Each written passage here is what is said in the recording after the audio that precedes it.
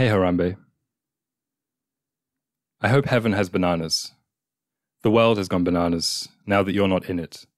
So let's just spare a minute for the butterfly effect, or gorilla consequence. The passion of the ape, or when reality shifted off its axis. Zookeeping malpractice, some might say, that fateful day when the boy fell where he didn't belong. Fallen brother, how can we right your wrong? I know it's going to be an emotional day.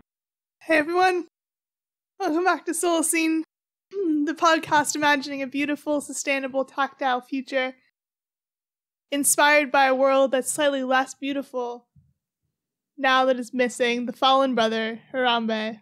This is the continuation of our semester, creating a Mount Rushmore of people, and in this case, animals who inspire the Solacene. Heroes, the most species-inclusive term. Yes, and in true meme fashion, we have chosen Harambe, not to further perpetuate the meme, rather to gain some lessons from it. To reclaim it, some might say. We're wearing all black.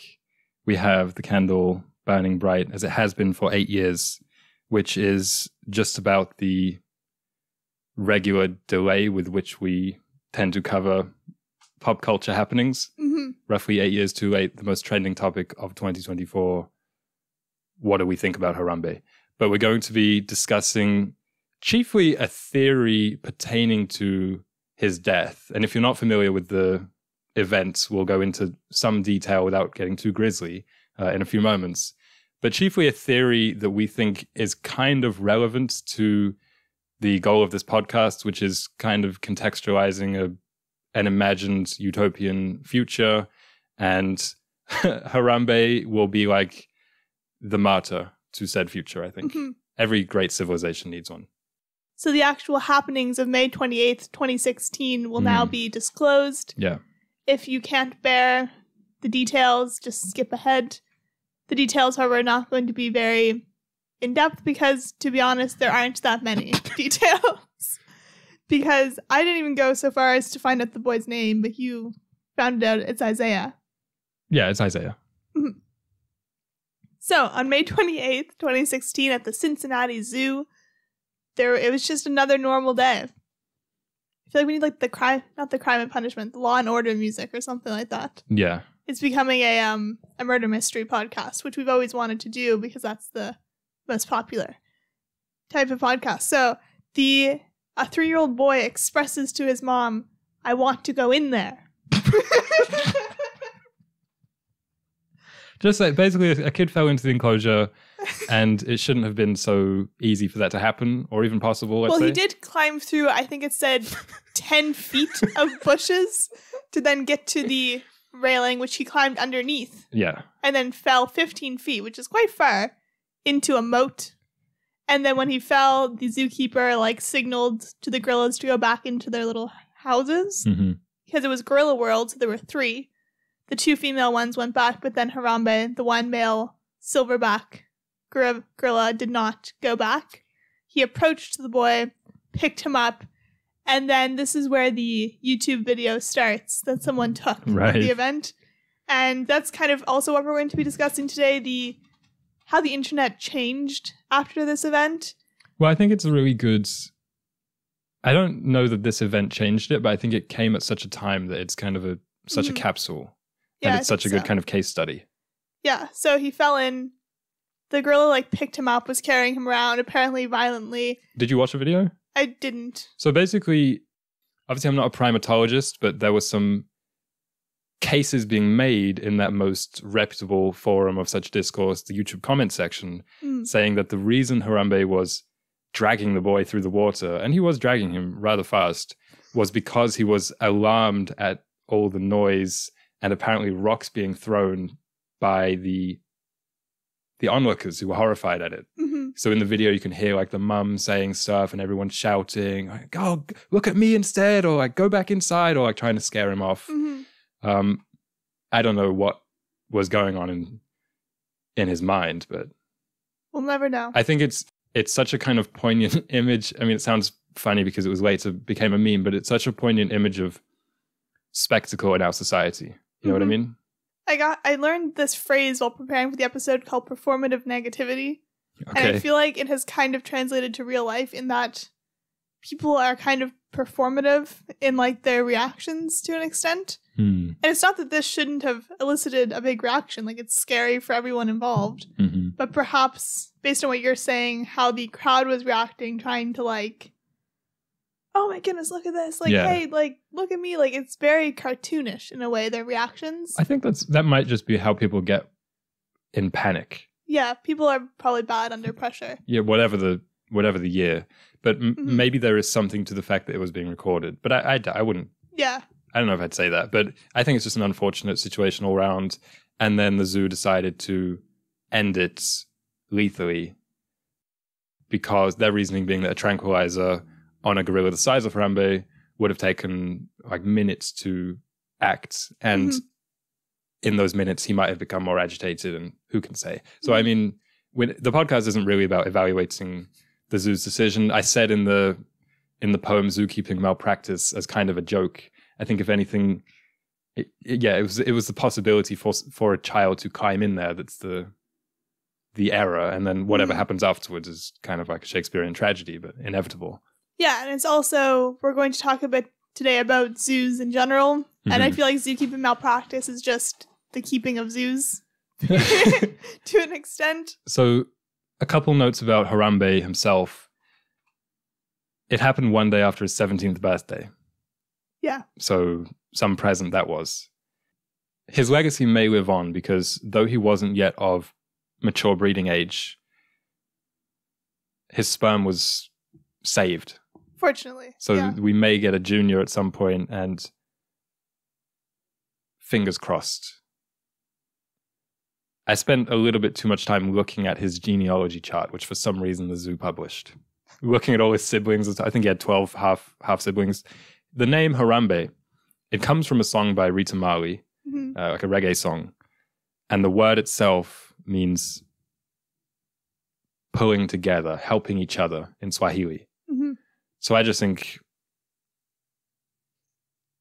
it's really ironic that was his name, and then we saw. Yeah, but I think he stands for this. He stands as a symbol. Yeah, the song was called "Working Together for Freedom," Harambe. Yeah. So I think, definitely stands as a symbol. But we, instead of seeing him as a symbol for like animal rights or something, we just saw him as a meme more than anything. We're probably feeding into that a little bit. 100%. Neglectfully. It's hard sometimes to separate the meme from the... Well, it's something interesting about this one because it does stand apart from other memes in that it was a genuinely sad thing. I mean, it was a violent thing. And I don't think everybody just made fun of it. You know what I mean? Like, I don't think, I think meme, obviously it means comedy, but in the original sense, it just means kind of like a viral transport of idea or image or word or something like that. And I think it falls closer into that definition because even though it was comedy, it wasn't just that. Like there was an ambiguity to the tone of it, the way people talk about it. Even on this episode, it's like we're kind of jokingly putting on a vigil, but also it kind of is one, at least a little bit. And then let's talk about the 2016-ness of it all, because in researching for this episode or refamiliarizing myself with the event, should I say, I was reminded of that year and how... Do you remember there was a big thing about like, oh, worst year ever, 2016, please go away, like we hate this, 2017 is going to be so much, as if, and the main reason when I was looking at it was because there were a lot of celebrity deaths, and that seems almost, not to minimize them, but almost quaint today. It's true. Given what's happened since the timeline shifted. We were watching like a Hank Green video, and he said in 2016, him and his brother, John, made a t-shirt that said like dumpster fire year 2016. Yes, exactly. And then ever since, they've made a more extreme shirt, because ever since 2016, the years have been increasingly dumpster fire-ish. And... Or at least that's been the perception of it. or the experience of it. Some other notes about 2016 that I was kind of recapping. Okay. The year of Pokemon Go. True. Or the summer of Pokemon Go, should I say. Mm-hmm. What a peak. Hamilton. Other big memes of the year were the Arthur Fist. Evil Kermit. Do you know that one where he's like talking to the Darth Vader version of himself? Yeah. Or the Star Warsy version of himself? Damn Daniel, which I had thought was like... Much older than than that. It was also the year that Stranger Things debuted, the year that Leonardo DiCaprio won his Oscar for The Revenant. And there were some other small things like a big US election, Brexit votes, various other political happenings around the world, North Korea missile testing and all that kind of stuff. But I think 2016 is kind of like our generation's big year. It was this confluence of things, and for you and I particularly, and I also have a hunch most of the people engaging in the Harambe meme, or that kind of quote-unquote discourse online, we were in somewhat peak years to be receptive to world news and pop culture, because we were like 17, 16. It was the first ever kind of election that we had followed, or news cycle that I had ever really engaged in, and I really think that was the case for a lot of people. This was their introduction, and so it makes sense that they would consider everything before that the age of innocence, and everything afterwards some downhill slide, or as the meme goes, timeline shift. We should describe that. Yeah. Or explain that. So basically, it's a very small meme. I found the origin of it, which is Adult Swim, which is like that Cartoon Network situation. Yeah. They tweeted a picture and it said, "This could have been avoided." And it was the timeline up until 2016 when Harambe died. And then it split and it went the route where there's COVID, where there's the war in Ukraine, where there's all of these like terrible things that have happened over the last few years. And then the other split was like, deforestation is reversed, first lunar colony. Yeah. Not world peace, but it was all just like these kind of other things. If everything went really well. Yeah. So it's the butterfly effect moment, basically. Yeah, I'd mentioned doing an episode based on that, thinking it was a much wider phenomenon, but I realized I just seen one picture about it and was like, oh, look at this. Everybody thinks this. But that's what the internet does, I guess, is amplify things at your own kind of discretion or perception. However, ever since you introduced that concept to me, I've found it kind of useful to articulate things. It also goes back to, you know, the show Community? Yes. Maybe people listening have also watched that. There was an episode where the whole episode was just the 6 friends. They roll a dice and each number corresponds to a friend, and whoever's number is rolled, they have to go pick up a pizza. And so the episode goes through the 6 different timeline options of what happens. And one of them is called the darkest timeline, when everyone dies, the world ends, basically. And that meme was kind of before this Harambe one, but I also like the idea of like the darkest timeline as a way to sometimes articulate. It's almost unfathomable how bad things can like keep becoming. And as we often talk about on this podcast, every generation probably thinks that they're like in the end times. It's always been a thing ever since Jesus died on the cross. It was like, it's the end times. So I think the darkest timeline is kind of our generation's apocalypse. Yeah, though that Community, you mean that's the phrasing of it? Because it's a kind of a secular phrasing of it. Darkest timeline, timelines itself. It's this kind of like, though that Community episode aired before the Harambe event, so you said, it's the same postmodern kind of self-aware or meta storytelling that I think the internet has really escalated. And even last week I was watching the new Spider-Verse movie. Well, I guess not 8 years late, 1 year late, because that came out last year.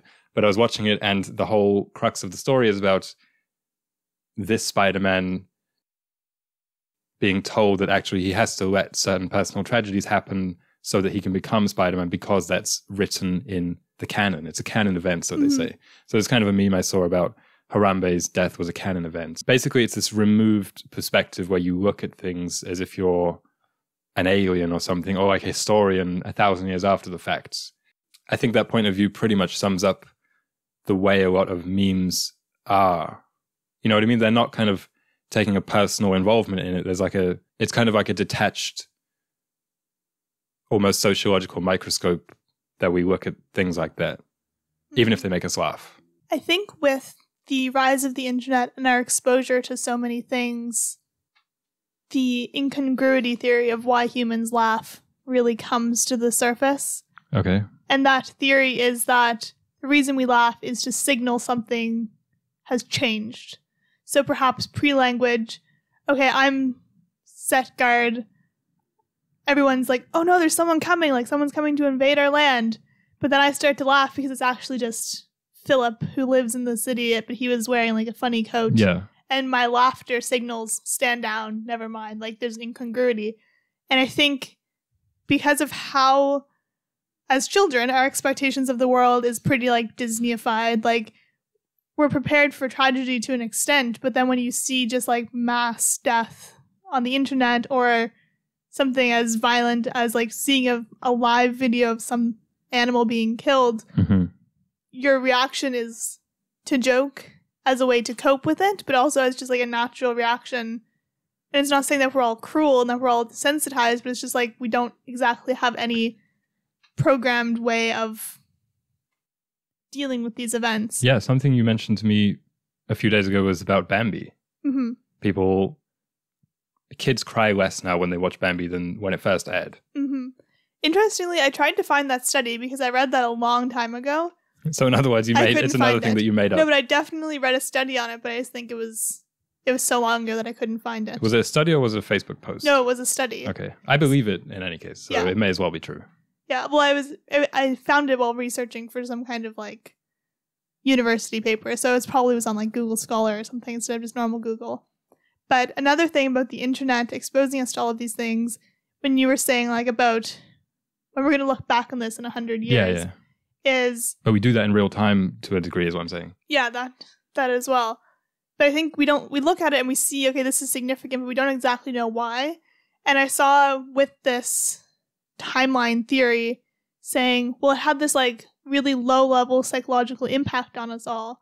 It was one of the first like kind of universal memes. There was Gangnam Style and there was Harambe, basically. And it was one of the first kind of low level universal traumas that we've kind of experienced. Yeah. And obviously there was some like high level ones historically, like everyone experienced the war to an extent, like all the wars historically. But this one was just so... I think it's the timing of it. I really think it's the timing of it. And because it was like the Trump year and there was all this talk about post-truth. And, you know, in the same vein, now we have like deep fakes and just general technological craziness. And I was just thinking like if you were making some kind of short film or montage or edit about the 2000, like the year 2000 onwards, you would include some snippets of the Harambe video, and it would be sad, but it wouldn't be sad because of the guerrilla. I mean, that's sad, but it wouldn't just be sad because of that. It would also be sad for what it represents, which is how we live online now. Actually, another movie that I want to mention is May December, which is on Netflix, which we also watched a couple of weeks ago. It's a pretty good analog. The central story is about this romance. I won't spoil it for people who want to watch it, but this romance that became sensationalized and tabloidy and hit the news at some point in the past. And the aesthetic of that is about like kind of shiny tabloids and kind of like trash magazines in the sense that we don't really engage with too much these days. But I thought it was so similar to how memes now will propagate these things. You think about like something like the Johnny Depp Amber Heard trial. You know what I mean? It's like it looks very different, but it's the same kind of spectacle. It's just we engage in it on different forums, I suppose, and maybe it's a bit more all-consuming. And there's a great story from that, or there's a great line from that movie where one of the characters involved in said tabloid says, "This isn't a story, this is my life." And I thought it was, obviously it's a personal moment to that character, but it's also this universally applicable, almost adage whereby we shouldn't narrativize things at the expense of genuine empathy.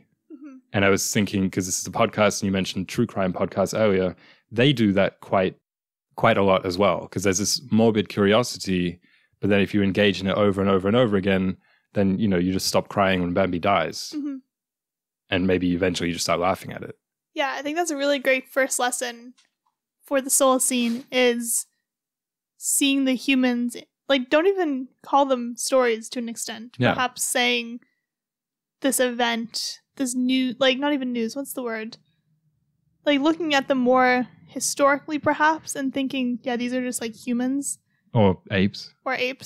And even in the case of Harambe, everyone was, like, quick to jump on, like, hating the mom and hating the boy, but it's like, you can barely even imagine how scary that would be as a mom to see your kid fall 15 feet, then have a huge gorilla, like, carrying him around, even if it was one way or the other, like, you'd be terrified. You have to have empathy for her and not just, like, be mean to her. Exactly. And also, he was 3, so... Yeah, it was a very little boy. And this is where that word I mentioned earlier, performative negativity, I think comes into play. And perhaps this partially drove a lot of, like, sticking to the 2016 theme with the 2016 election in America. Mm-hmm. People online were very performative about their hatred towards one side or the other. Yeah. Like, very performative of their hatred of Hillary and of Trump. And, like, those two are quite, like... divisive. They're intentionally making themselves characters, so they're kind of hard to use as an example, but they are still humans. And as we were talking about last week, organizations are still made up of humans. Yeah. And we need to see that, see the trees for the forest, or what have you, and not be so over the top about things. With the Harambe meme-ification of this event, I saw a lot of things saying it was one of the first memes that both sides, like, politically got on board of as well, because the left wing was making fun of how the media was, like, covering this story when there were so many more important things going on in the world. Yeah. Climate change, the election, so on. And then the right wing was making fun of the liberals for, like, oh, they care about this ape dying, like, there's, like, so funny, da-da-da. And, like, both sides were able to see it as something funny or something to, like, make fun of and really distract from the causes. And I feel like ever since then, a lot of things, especially amplified by the election, have always been so, like, both sides just getting inflamed. Well, yeah, I think that's the purest use of the word culture war, where every innocuous thing becomes ammunition for it, whatever side you're on. Some other notes about the internetness of it, and maybe lessons we can take about disengaging from that kind of life.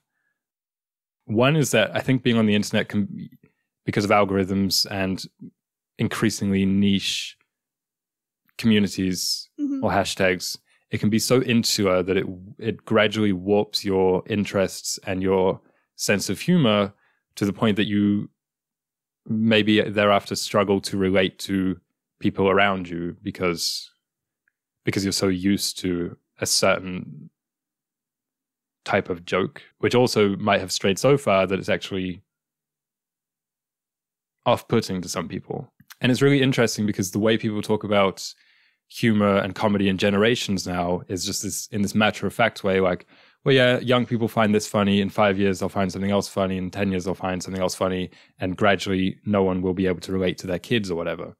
And I do think that's the case, but it's not just a fact of humanity. It's a fact of living in accelerating periods of media and technology. I really don't think that for the millennia pre-mass media, there was, like, comedy regularly shifted that much. Yeah.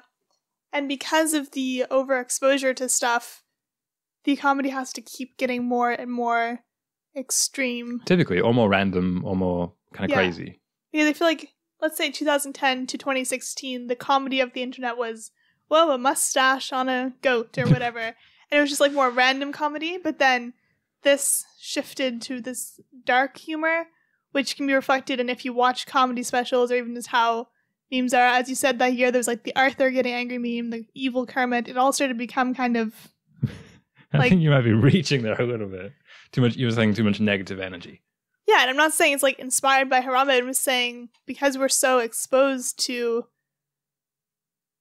like, so many things that we never, like, we aren't intended to be exposed to. Yeah. as humans, we then just have to like go even more extreme to try and like get that feeling of joy. Maybe let's put it like this. I think in a utopia, the grandparents and the grandchild laugh at the same things. Like I don't think there's a massive divide there. Also, yeah, the way that pop culture and mass media moves online is too fast for an individual to kind of engage in it healthily without turning to apathy or just numbness to it.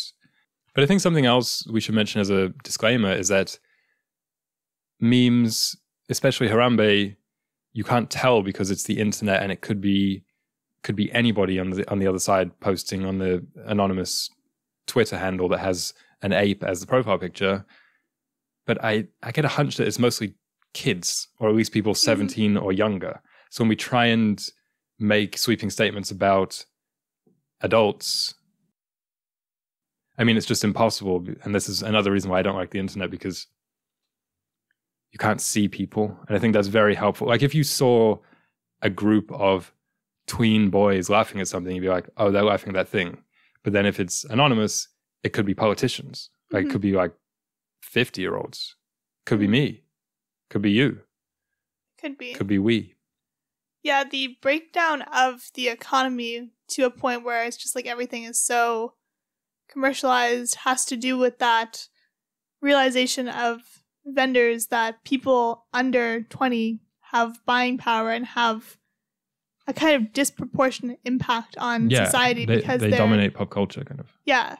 Because before we kind of realized this, it was like, well, they're kids. Like, why would we appeal to them? But then we kind of realized the kids have a lot of power, especially in the internet, because if a bunch of kids want it, they'll force their parents to buy it, and then the kids will post about it and spread it to other kids and also to adults. And also, yeah, the parents will themselves join TikTok and start lip syncing to Villain of the Week. Villain of the Week is P.T. Barnum, who was a businessman, author, politician, and most famously, a carny. Within his life, he actually specifically said, I'll only be canonized for my exploits as a carnival man, whereas he really felt he was much more deeper than that. But based on reading his biography, he wasn't. Even in his business and political exploits, it was always a carnival circus to him. Would he and Harambe have been friends?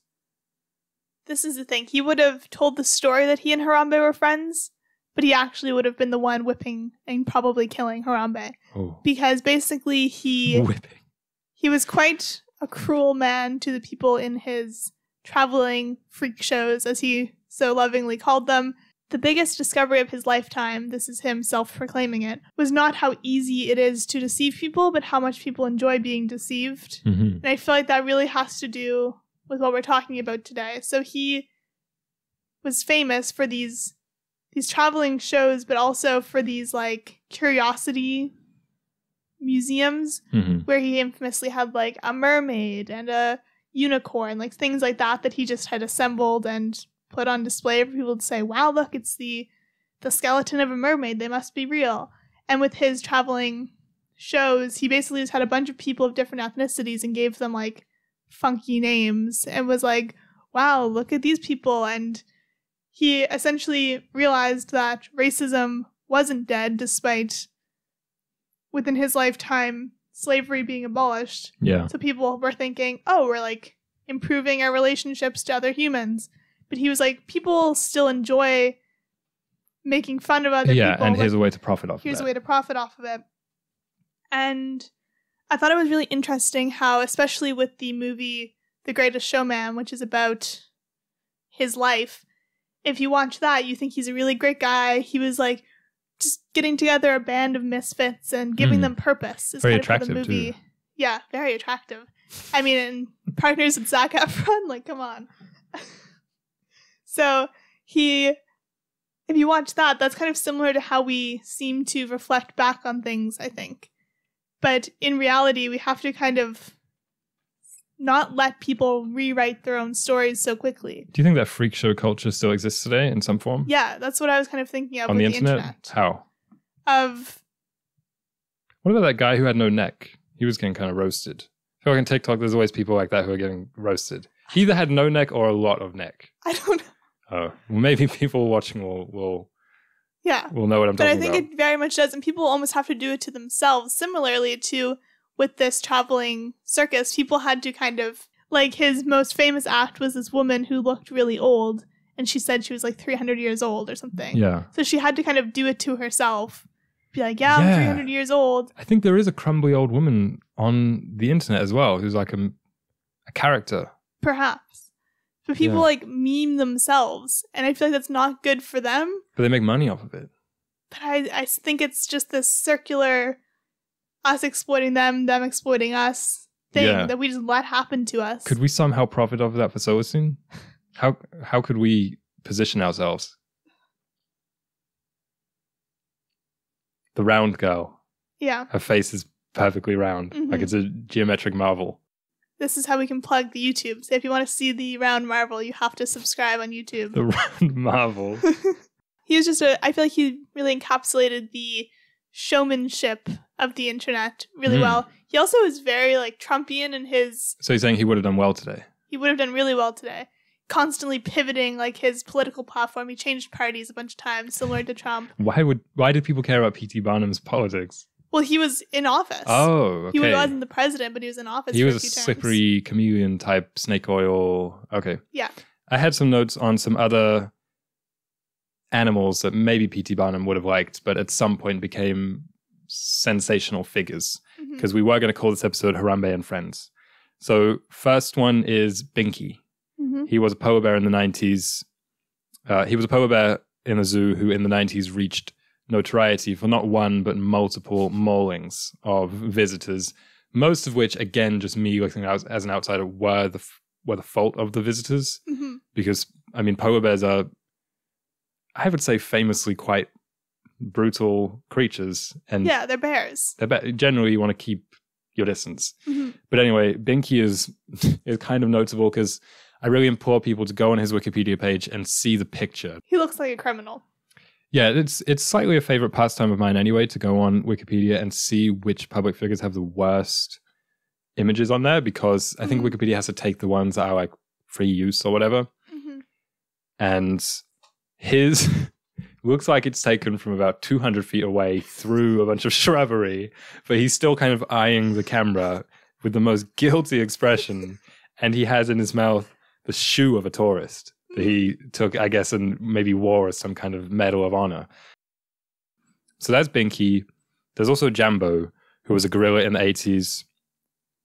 Some might say the proto-Harambe, the baseline store archetype from which Harambe deviated or the timeline shifted because Jambo protected the boy who fell into his enclosure. Because also these enclosures have like high drops. Yeah. So the kid basically fell into Jambo's enclosure and was unconscious. But the gorilla was like protecting it and stroking his back and all that kind of stuff. Mm-hmm. And then there's Congo, who I just wanted to mention because on the Wikipedia listing of famous apes, there is a subsection for artists. And I was like, what is... Most of them, it was just people who... monkeys who were taught sign language. Okay. But Congo was a painter. I see. Picasso had one of his paintings. What? I think a couple of them have been auctioned. He was gifted it. I think a couple of them were auctioned for like $25,000 or something like that. Okay. What kind of style do you think the paintings were in? Quite abstract. They were. They were quite abstract. My projection, yes. The exact genre was described as lyrical abstract impressionism. So actually this Friends segment had no relevance to the rest of the episode. I just thought it'd be fun to mention. No, I think it has relevance. I like the names of these guys. Binky, Harambe, Jambo, Congo. They're funny names. I think it has relevance in our segue into designing a Solacene zoo because a lot of people think, why are we keeping these highly intelligent creatures in tiny enclosures which children can fall into? And I think that's kind of a good segue into... Yeah, so we thought we would end the episode by designing a zoo for the utopia, a utopian zoo, as it were. Mm-hmm. And both of our first independent thoughts on this were no zoo. That would be the most utopian thing, no zoo. But then when you look into it, again, like I'm not an expert on the topic nor of animal ethics in general, but most zoos today aren't exactly P.T. Barnum whipping the giraffes that he bred in captivity. Like most of them are pretty good, and they are function a little bit more as sanctuaries. So I think what we can kind of say is good zoos are good, bad zoos are bad. I mean, we've all been to a zoo and there's the bear or the tiger, and you're like, that doesn't look good. Or in Montreal, there's a biodome, which you think would be a great example because it has 4 or 5 different areas, each of which doing a pretty good job at mimicking the natural habitat. Yeah, the biome. So there'll be like the plants and the rainforest areas. Like legit feels like you stepped into a rainforest. And then you get to the penguins, and those ones, they don't look nice because their habitat is basically just like a really small, icy kind of wall that they're trapped into. Shout out to the Montreal biodome. But yeah, so my thought on this, I'm glad I had the chance to think about it because my initial instinct is no zoos and my final instinct is no zoos because I think it's cool. Yeah, like a lot of the animals in zoos today is they can't survive in the wild. So it's kind of like they have to be in captivity, and it's good for when there's a really small population of an animal, have them in captivity so they can kind of reproduce safely and then repopulate in terms of like when species are endangered and stuff. But I think it's the marveling at them that I just really hate. Yeah, the concept of it might kind of itself just reinforce that view of the exotic or that like othering of the animal kingdom. But for instance, in Nova Scotia, somewhat close to my house, there was a farm zoo where they just had pretty regular farm animals, and some of them are a little bit wilder, but it was like horses, alpacas, llamas, deer, birds, things like this, where they were mostly just roaming around and you could have a horse ride if you wanted. Well, that's what I was going to say. I think these types of make them more like tours. Kind of interactive. Yeah, a little interactive. And just like, I was also thinking it'd be really cool to have ecosystem zoos. So like the biodome, but just without the animals, kind of. I was thinking that too, because I was reminded of when we went to Mexico and we went to that weird moth enclosure. Yeah, a butterfly sanctuary. It was pretty much a greenhouse. It had really wonderful flowers and plants. And then there were just a ton of like the craziest butterflies you've ever seen, as big as your face. And you kind of roamed through trying your hardest not to touch anything. Like I think things like that are kind of cool. But when you have like a giraffe living in Nova Scotia, it just feels... Yeah, of course. Like I just think that should be outlawed. I don't really understand why it's still legal. Another foundational text for this episode, Madagascar. Yes. And its sequels. Do you know there was at the same time as Madagascar, Disney made a film that was like identical. Did you see that? No. Yeah. I don't remember the name of it, and I don't think I ever saw, but it was on, you know when they used to play trailers on DVDs? Like before the film, they weren't even optional. They were just there. It was like that. Oh. I think it might have been straight to TV. Interesting. I'll have to look into that. But yeah. Yeah, you should. Just no exotic animals where they don't belong. Another meme I wanted to mention is the return to monkey. Do you know that? No. Yeah, return to monkey without the Y on the end. So it's just monk. Okay. Know Your Meme calls it a series of memes closely associated with anarcho-primitivism. Okay. That romanticize a simplistic, archaic lifestyle. And the monkey is the symbol for said lifestyle. Because I was trying to think about lessons we could learn from the Harambe moment. And one thing I think part of the reason it resonated so much, even ironically, is that it was a gorilla. Like, I don't think it would have been the same if it were a bear. Let me put it like that. True. Because I think it was us seeing, sounds so ridiculous, but seeing some of ourselves in Harambe, or some of ourselves that has been lost. And maybe it's this kind of, this is definitely a reach, but this kind of acknowledgement that the forums and the medium on which we were propagating the Harambe meme was so distant from the Harambe being, because it was all digital, right? It was all internet. And even this sense that we have gradually or unwittingly made ourselves into a kind of evolution of the original human. You know, nerd neck. That's the name for it.